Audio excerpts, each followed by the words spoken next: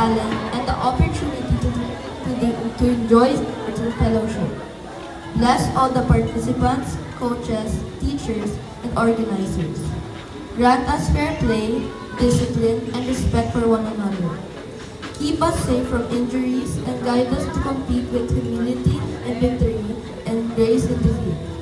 May this event strengthen our friendships, build our character, and remind us that true success comes from giving our best and honoring you in all that we do. Lord, fill this day with joy, teamwork, and unity. May our intramurals be a celebration of your goodness. Saint Mary Magdalene, pray for us. In the name of